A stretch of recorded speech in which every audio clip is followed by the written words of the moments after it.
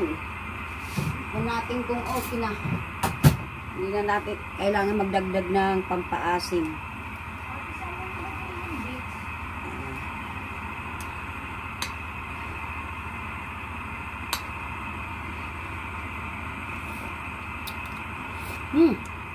Okay na. Wala nang yung isang maliit na ano, sapat na pala yun. Sapat na para sa pampaasim. Wala na, tama na. Hindi tayo maglagay. Wow. Ayan. Maluluto na, daming gulay.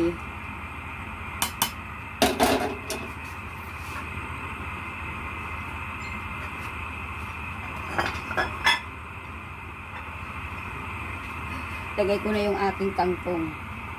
Ayan, napuno na. Sinigang na kangkong.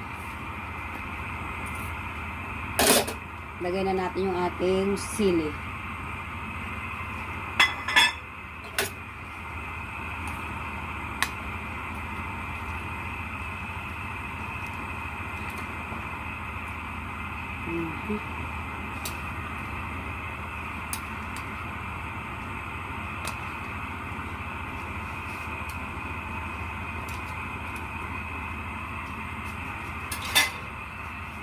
Ayan o. Thank you for watching. Happy Tuesday, everyone.